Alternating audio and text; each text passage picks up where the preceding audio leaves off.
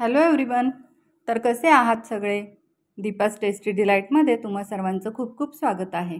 तर आपण पालक पनीर, मटार पनीर किंवा पनीरपासून वेगवेगळ्या अशा भरपूर रेसिपीज बनवतो. तर आज मी पनीरपासून पनीर घोटाळा ही रेसिपी बनवते. तर त्यासाठी मी कांदा बारीक चिरून घेतला आहे, टोमॅटो, त्यानंतर सिमला मिरची चिरून घेतली, त्यानंतर हिरवी मिरची चिरले, कोथिंबीर चिरून घेतले आणि आलं आणि लसूण हे मी जाडसर कुटले.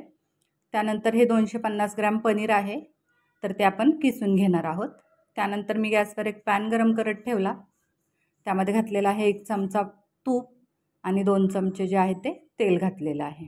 तेल आणि तूप छान असं गरम झालं की त्यामध्ये मी हे पाव चमचा जिरं घातलं आहे. जिरं छान तडतडलं की नंतर आपण त्यामध्ये बारीक चिरलेली मिरची घालून घेणार आहोत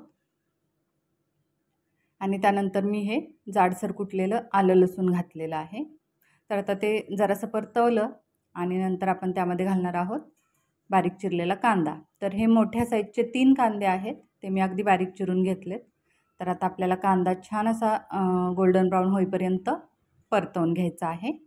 तर आता कांद्याचा कलर तर छान असा चेंज व्हायला लागला आहे आणि आपला कांदा परतला गेला आहे. त्यानंतर मी हे बारीक चिरलेले टोमॅटो घातले. तर हे मीडियम साईजचे 3 टोमॅटो आहेत, ते मी अगदी बारीक चिरून ते घातलेले आहेत.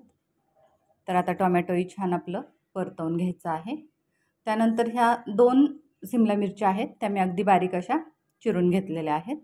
तर आता ती मिरची पण आपण परतवून घेणार आहोत. तर आता हे सगळं अर्धा मिनिट तरी मी परतवून घेतलं आहे, म्हणजे छान त्याचा कच्चा पण जाईल आणि म्हणजे तो छान असं भाजलं जाईल अशा टाईपमध्ये मी ते सगळं भाजून घेतलं आहे. त्यानंतर आता ते सगळं थोडंसं बाजूला सारून त्याच तेलामध्ये मी हे बाकी मसाले परतवून घेणार आहे. तर अर्धा चमचा हळद, 1 चमचा कसुरी मेथी, 1 चमचा धना जिरा पावडर, त्यानंतर 1 चमचा कश्मीरी लाल मिरची पावडर आणि 1 चमचा कांदा लसूण मसाला आणि त्यानंतर हा पनीर मसाला आहे, तो मी 2 चमचे घातलेला आहे. तर आता यातले मसाले किंवा जे लाल मिरची पावडर वगैरे ते तुम्ही तुमच्या तिखटपणानुसार कमी जास्त करू शकता. आणि आता हे मसाले छान मी त्या तेलावर परतवून सगळ्या मसाल्यासोबत परतवून घेतलेलं आहे. तर आता ते छान असं त्या कांदा टोमॅटोसोबत मिक्स झालं आहे. त्यानंतर मी त्यामध्ये अर्धा ग्लास पाणी घातलं आहे आणि हे आपल्याला थोडंसं शिजवून घ्यायचं आहे, म्हणजे त्याचा कच्चा पण जातो. थोडंसं पाणी घातलं की खाली करपत नाही वगैरे, त्यामुळे मी थोडंसं पाणी घातलं होतं. त्यानंतर थोडीशी कोथिंबीर घातली, तीही परतली. त्यानंतर आता शेवटी घालायचं आहे आपल्याला किसलेलं पनीर आणि ते आता आपल्याला या सगळा मसाला लागेल असं छान असं परतवून घ्यायचं आहे.